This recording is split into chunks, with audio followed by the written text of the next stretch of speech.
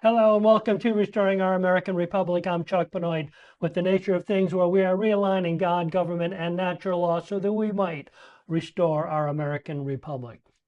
Now, if you were to ask our founding father, John Adams, what the difference was between a politician and a statesman, he would basically say, fear of the Lord. He would define a politician as one who would compromise principles and a statesman as one who wouldn't. I've called out many in the Republican Party on this very point. Primarily, nobody even understands the principles of republicanism, let alone stand by them in their legislation.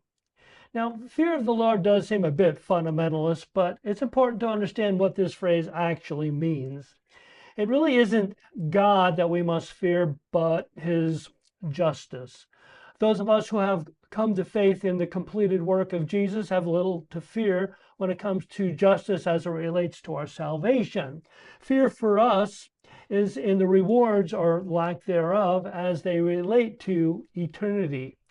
The idea of trading immediate gratification for loss of eternal rewards is a constant battle that we do have, but most of us fight that battle at one level or another. But now step into a lifestyle of trading immediate gratification by ignoring your fiduciary responsibilities to your constituents for re-election contributions or even for future benefits after your time in office, to establish your productive lifetime in the trading off of principle for personal gain. Your productive lifetime. Is it really worth it? The principles of republicanism fit hand in glove in Christian morality and our inalienable rights, and I would suggest they are principles worth considering in all of our legislation. And those politicians who are so powerful as to demand other legislators vote against their constituents have much more to lose. But I would remind those legislators who are being leaned on that in the book of Revelation, the first group that God throws into the lake of fire that lasts in eternal death are cowards.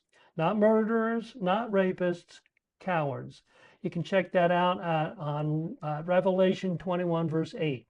So with that off my chest, welcome, Mr. Levine. Mike Levine, how are you this morning? Oh, I don't know, Chuck, man. You got me sitting at the edge of my seat here with that intro. Yeah, yeah. Chuck, I've been called a lot of things, but I don't think I've been called a coward lately. No, I would not put you in that by any means. By any means, Mike. Oh, You very you interesting. managed to Yeah. speak your mind, that's for sure, and nobody pulling your strings. Well, thanks for the support there, Chuck. Super, Makes me super. feel good. Yeah, well, Yeah. let's start off with some breaking news. This morning, Yeah, how about that? Yeah, South go Lake ahead. Chamber of Commerce voted unanimously to ask for the repeal of SB 180. Why don't you tell us a little bit about that, Mike? Yeah, it's a really interesting, I've been chatting with the South Lake Chamber of Commerce really over the last let's see, year, 15 months or so about my membership there and my role at the South Lake Chamber of Commerce because I've been very non-participatory for a very long time. And I had a personal one-on-one meeting with the membership director. And then I met with David Colby, who's the CEO. And out of those conversations came the point that I'm really the only person, and that well, the point is that the legislative delegation that represents us in Tallahassee is inconsistent with the political priorities of the municipalities that the South Lake Chamber of Commerce supports. So I brought it to their attention. I said, you do understand that I'm like the only one in 2024, probably in the whole state of Florida, that made government overreach into local government business my tip of the spear campaign issue, right?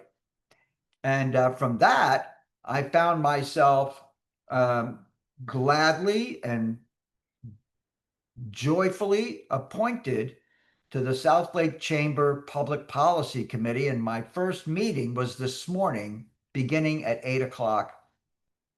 And the mayor of Groveland, Chef Keogh, came in with his legislative priorities for the 2026 legislative sessions. And one of those priorities was the repeal of SB 180. And then the brilliant scholar, practical, hands on business manager, entrepreneur, Clint Pownall, who is always outspoken, smart, on point, and in my opinion, correct, made the motion. He said, let's just get that on the table for the mayor. And he made the motion for the Public Policy Committee, the South Lake Chamber, to request the repeal of SB 180 from our legislative delegation. And of course, me, in my first meeting with this group, I let that simmer for a second and the room was silent. So it didn't take too long before I chimed in and seconded the motion. There you go. And then, of course, we had some debate about it, or there really was no debate. So Clint, as a powerful entrepreneur, statesman that he is, asked the committee, he said, please, if someone opposes this committee requesting the repeal of SB 180, please give us your rationale. We want to hear it. And heard none. There you go. There you go. So therefore, we took the vote after we kind of beat it up a little bit and said, what are we actually calling for? And we kind of redefined what we were calling for. And we took the vote, and there were no nay votes, Chuck. There you So go. the motion passed unanimously to repeal SB 180 coming out of the South Lake Chamber of Commerce. So let me just give a quick blurb on that. SB 180 focused on emergency management that limits local government control over land use regulations following a hurricane. It restricts the ability to impose building moratoriums or new impact fees, with developers challenging local regulations under this new law. So that's just a little bit of a reminder in case anyone's not figuring out what that SB 180 Long story is. short, Chuck, it's the overreach of the state government into local government's business. There you go. There you go. So very exciting, Mike, and thank you for jumping on board that committee and making things happen like you always do. So I can't really take credit for that. I was a supporting role. Supporting I played a role, supporting that's role. good. I get it. But it wouldn't have gone anywhere without a second, Mike. So that's true. And I did argue a few points in favor of the motion. There you go. There you go. Well, we were talking about the Iranian war and a few of the impacts on that. We didn't quite get through our list. I think we might have begun to talk about the removal of key Russian allies as it affects, Ukraine. I heard somewhere, whether it was on Fox News or something, someone that might have said something that, Putin has already called President Trump and to ask about maybe settling the war in the Ukraine. Now, that just seemed like it came out of nowhere, so I don't think I dreamed it, but I don't know if you heard anything about that, or if there was anything else you wanted to say about Russia and its allies. That's the first I'm hearing about it, Chuck. So I don't have much to say about it, but it's not a surprise. I mean, Iran was a major supporter of Russia and China. So when you start taking the oil production out of Iran, even though, of course, Russia, is a major oil producer, exporter, it's got to put a lot of pressure on Russia. So what you're saying to me doesn't surprise me. Okay, but I haven't heard that already, and I don't know the details behind it. So I'm not going to have a lot to say about that, but I'm as other than to say that I'm not surprised. But I'm telling you something. This president, and we have to. I'm going to qualify my comment by saying, provided that all continues to go well, but so far it's going exceedingly well. Um, but as I've told people many times, particularly over the last couple of years, as I was running for the Florida House seat, that particularly Trumpian politics is multi-dimensional chess, and Donald Trump plays it very well so far. And I am very enamored by his execution of the role of the President of the United States. And God bless Donald Trump. God bless the great America, America first, and peace and prosperity will be abundant in the world if this goes the way it looks like it's going, Chuck. It could go very, very well.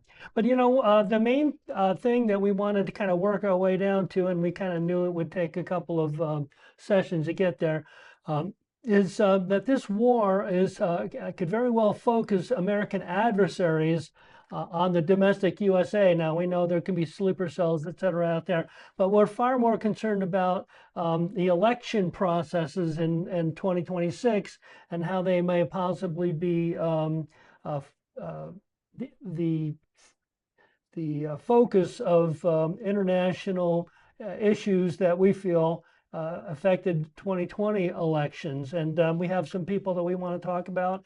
Um, and and it really boils around election integrity and how it affects us here in 2026. Would you like to get us started off? We were wanting to I talk would. about Bernie Jacques' 2024 legislation, HB 359. Do we want to start there? No. Okay. Where we want to start is that um, in today's world, kinetic warfare is the last resort. And the nations of the world prefer other forms of warfare to kinetic warfare. So the point is that our adversaries are looking and strategizing, again, playing multidimensional chess. How can we bring America to her knees at this moment in time? Now, to get a little closer to your tee up of this conversation, we go back to Italy Gate, right, Chuck? We can do that. And, that was totally swept under the rug after the 2020 election, that the possibility that voting machines in the United States could have uploaded voter rolls and voting records real time to satellites in Frankfurt, Germany, and in Spain. And they would have used the Leonardo intelligence agency, the Italian Leonardo intelligence agency satellites to transmit the voter rolls into various different servers around the world. And then those voter rolls would be manipulated and downloaded back into the servers here in the United States. And all of that was swept under the rug, went away as if it never occurred, or if even it was even stricken as a conspiracy theory. You didn't even get a lot of, and you know why, Chuck? Because they knew if we talked about it, we'd prove it. So that just whole conversation got completely killed. It was even in um, even in investigative journalist reporting, the whole Italy Gate thing just kind of went silent. But you know what, Chuck? It's not silent anymore. Okay? I'm seeing a lot of discussion about Italy Gate all over the internet, on X, places like that. And when you start seeing this stuff bantered around on X, everybody in the world is watching it. this is real. I mean, this is a real possibility. So the question becomes, when you take a look at Italy Gate, and then you look at the implications in this, really, Chuck, the precipice of World War III is where we are. And when you take the potential of foreign countries to literally manipulate voter counts in American elections, that is the Achilles heel to bringing down America if we allow it to go on and continue. And this is a hot, again, it's going to be hotter next week than it is today, but it's something that the Trump administration is looking at, and the Democrats are looking at it. So the question really becomes, Chuck, when you go back to the State of the Union speech, and Donald Trump said, all of those of you in this assembly today who believe that the mission, the goal of the American government is to support American citizens, not illegal immigrants or non-citizens, please stand. And of course, the Republicans stood and the Democrats didn't, which means that the Democrats believe that illegals or non-citizens are as deserving of the resources of the American government than American citizens are. Now, I'm thinking, Chuck, I don't care what your political stripes are. If you're Johnny Lunchbucket out there, you probably believe that the American government's first priority should be her citizens, not her non-citizens. Well, now we're in a situation where we're looking at election reform. And if there's a possibility out there or not, just as a preventative measure, hand counting paper ballots in the precincts is the way to protect America from foreign interference in our elections, Chuck. And that's where we're at. So, of course, I have to give a shout out to my friend Maria Zach, who is the tip of the spear today on Italy Gate. And I haven't heard from Maria in the last couple of days. So when we get off this call, I'm going to send her out a little love, a little text message telling her that I know she's up to her eyeballs in interviews with the FBI, the Department of Justice, Tulsi Gabbard with the Department of National Intelligence, and all of that. Maria is in the middle of it. And ladies and gentlemen, if you want to learn more about Maria, go back to our previous recording when Maria was on with us for the duration of our show, which, again, watch it. It's worth watching. But so Maria Zach is in the middle of all this. Okay. And of course, you have Sidney Powell, Lynn Wood, people like that who also were involved in the whole election fraud thing. So that's the point that we're making today, Chuck. You and I are making the point that as a matter of national security, the integrity of those voting machines must come under scrutiny. And for me personally, somebody who just wants to solve the problem, hand counting paper ballots in the precincts and voter ID, proof of citizenship to vote, is what is required to protect America today from the clear and present danger of foreign interference in our elections, Chuck. Yeah, so moving on from Maria, we also wanted to talk about Brian T. Kennedy, president of American Strategy Group and a senior fellow on the board and board member of the Claremont Institute. Would you like to talk about him a little bit and what his suggestions are? Well, he just basically was on Bannon's War Room and made that point that I just laid out for you. But the amazing thing about Brian Kennedy and people like him, Frank Gaffney, Brian Kennedy, people like that, is that these are think tankers. Okay, these guys, all they do is study. And as he was making that point, I just thought it'd be good for me to get a better understanding of exactly who this Brian Kennedy guy is. And just so you know, Charlie Kirk, I believe in 2021, Charlie Kirk attended the Claremont Institute, and our own Anthony Sabatini was in Charlie Kirk's class. at Claremont. And Claremont is one of the most prestigious think tanks on the conservative side in our country. So, and then Brian Kennedy was the chairman of Claremont Institute between, I think, 2001 and 2013. So this guy is a highly regarded scholar who really brought it to my attention through Bannon's War Room about the not I've already known, all of us who have been um, all of us who believe that the 2020 election was stolen have been working on this concept. Particularly those of us who don't trust machines, which is almost everyone who's on our side of this argument. But Brian Kennedy brought it to the forefront, which really gave it to me. The reason we're talking about it is because he gives it so much credibility, Chuck. There you go. And um, you mentioned here that Brian T. Kennedy reports that President Trump must declare a state of emergency to protect the United States against foreign manipulation of the 2026 elections as soon as possible. Time is of the essence. Now, obviously, President Trump has talked about this over and over and over again. What can President Trump do to move these things forward? Does he need an He needs to executive declare order? a state of emergency. He needs to declare a state of emergency is what he needs to do. But keep in mind, and I don't know if Donald Trump sees it the same way I do, but this is not a general election issue. This is a primary election issue. Okay.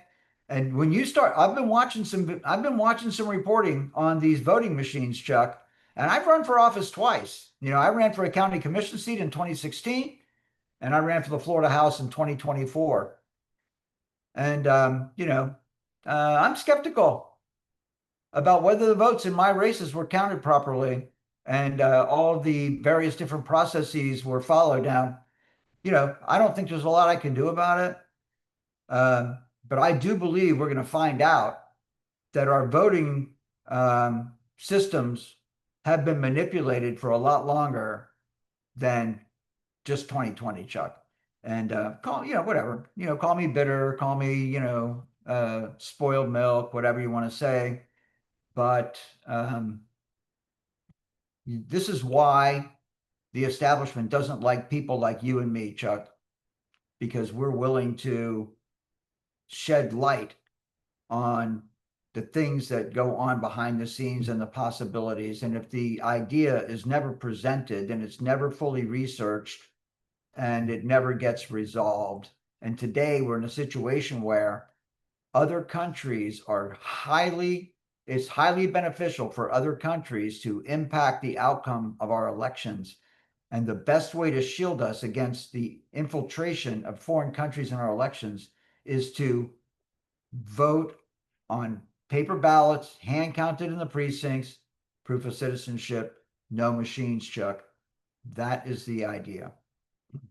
Yeah, and obviously, we've talked about several election integrity bills that are moving through the House, and none of them are looking in that direction. And as a matter of fact, we're talking about bills establishing a completely different set of machines that are going to test the results of the original machines, and so we're like duplicating machine over machine over machine, and we're not really getting down to what we the people genuinely want, and that is one vote for one duly noted citizen, a genuine citizen, one vote on paper, counted at the precinct level, so each and every precinct knows that the votes that were passed in their precinct are valid and accurate. And then you can get into Bernie Jock's HB 359, which was presented to the Florida legislature in 2024, which just simply says that supervisors of elections in the counties have the option of hand counting paper ballots in the precincts if they want to. They can use it as a backup test to hold the machines accountable. Lots of flexibility for the supervisors of elections. I personally believe that the supervisors of elections in the counties should be the point person on all of this voter registration, how the elections are held. They can do it any way they want. You know, you know, they are responsible for the processes of the elections in their own counties, and the supervisor of elections should have a lot of input as to how the election is managed in their county. Point number one, right? And then the second part becomes that, first of all, I mean, if we did that, we wouldn't have voting machines. So we wouldn't have to worry about whether the hardware, whether the software or the firmware or any of the other components of the voting machines are made in foreign countries. And Bernie Jacques HB 359 in 2024 prohibited voting machines from having hardware, software, firmware, etc. that is, and computer chips, Chuck, produced in foreign countries. And there's lots of reporting going on right now since we struck Iran about the potential for altering election outcomes through the simple computer chips that are embedded in these voting machines, Chuck. So this is where the war in Iran is heightening the importance of our election processes as a matter of national security in the United States. And Bernie Jacques tried to help us with this in 2024 and was shut down by the legislative leadership and the executive branch. I'm just going to throw Cord Bird under the bus because our Secretary of State, whether he's working under the the governor's direction, which of course he is, the Secretary of State serves at the pleasure of the governor. So the executive branch of our Florida legislature doesn't want to be on top of this issue either, Chuck Benoit. Yeah, well, there's enough reason why we need to be a little bit more proactive in this particular election. Of course, we need to be this proactive in all of our elections, but this is a big one because if President Trump is shut down, if his administration is shut down here midterm, um, there's a lot of issues that our America is going to have to be faced, and the world is going to have to face for a long time. So I feel like all stops need to be all holes barred kind of thing. We need to go after this, and hand counting paper ballots at the precinct level, it can't get any more secure than that. There's This is an existential threat to our country, Chuck. existential. And the other thing is that the war has kind of altered our relationship with a number of our a number of nations who we've felt like have been very close to us in the past. For instance, Great Britain. It's just interesting to me to note that just as President Trump begins to bring stabilization to the shipping lanes over there, that the Lloyd's of London all of a sudden decided to stop insuring the oil tankers going through the Strait of Hormuz. It just seems like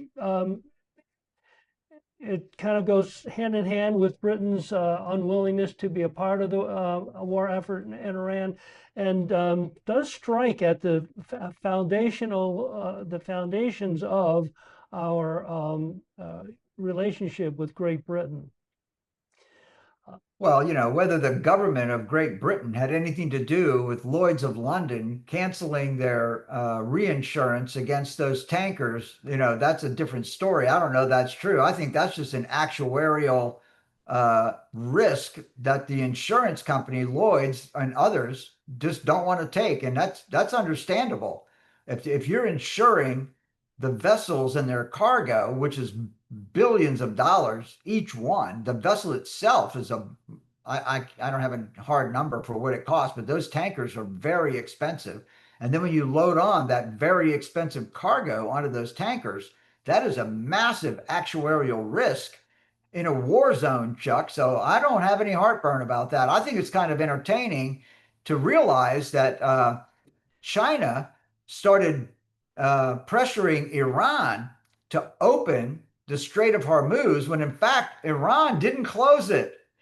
The reason the Strait of Hormuz is closed is because the insurance companies who write the reinsurance for those tankers is withdrawn coverage. So this is a private sector uh, issue, not a governmental issue, which I find totally entertaining and fascinating. So that these governments just can't push each other around because you know, certainly billionaire companies that are writing these insurances are actually the ones who are affecting the prevention of oil tankers flowing through the Strait of Hormuz. It's not a governmental action that did that. It's a private sector um, action that caused that to happen, Chuck. Yeah, I just think it's kind of interesting because what we've done is totally annihilated Iran and taken the entire threat out of the equation. But that's just my opinion. So we But are, quite let me go frankly, another step further. Let me take it another step further, right? If China has real heartburn about that, then they should provide the insurance. yeah, well, President Trump provided the insurance. We're insuring them for now. So, another revenue stream that Okay. President Trump has created for us. Just amazing how things go like that. Well, again, Mr. Levine, There we you are go. out of time, so I'm going to give you a final wrap Oh up. my goodness. Go for it.